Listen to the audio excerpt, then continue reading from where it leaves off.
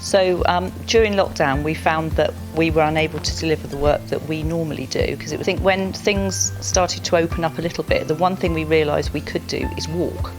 The great thing about it was we could drive to people's homes. That's how it started initially. And we'd meet them at their house, and then we would literally walk down the road, find a footpath, and we would walk along the footpath. And it was very much a kind of walk and talk session.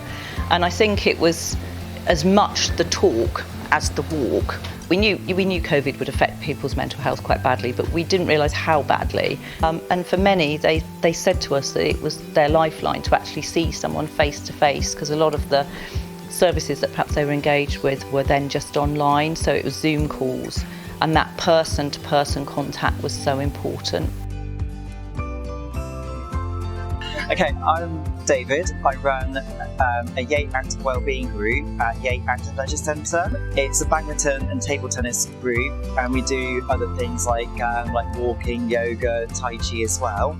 The group is designed for people who have neurodiversity, so that covers learning difficulties, people with mental health challenges, and even people that have got autism, and anybody that feels that the group is for them. The group is an hour long for the activities, and that's from 11 till 12 on a Thursday. And then we follow that with a peer support session. And so we go upstairs in the coffee shop, and we just have a chat for an hour. Great opportunity for people to be with other people who understand what their situation is like.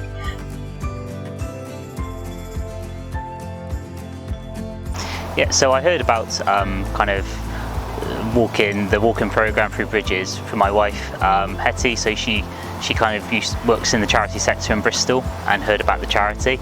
And I kind of expressed to her that I wanted to kind of volunteer and help. When I first met Hassan, he was quite new to Bristol. It was during COVID pandemic when there was in lockdown, so he had very limited opportunities to actually kind of meet other people. So I think the fact that he's able to walk with me and me just be able to share my story, him share his story with me, it's just really great to have that companionship when there was a lack of that at the time. And we've both really developed a nice friendship together, and it's one that I can see going on for years now.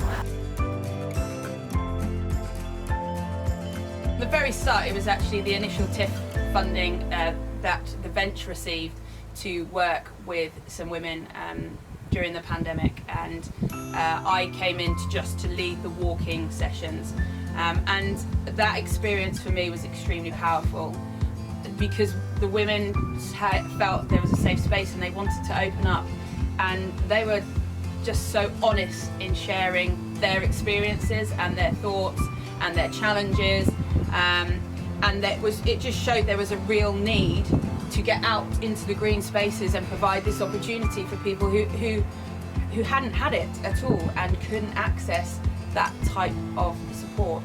It wasn't just doing the walking and talking, the one-to-one sessions that were improving the mental health. We then were able to grow and develop the group sessions, the Active Connect, to giving women in the area the opportunity to engage in fun, sporting sessions, connect with other women, but have a chance to talk about their own well-being.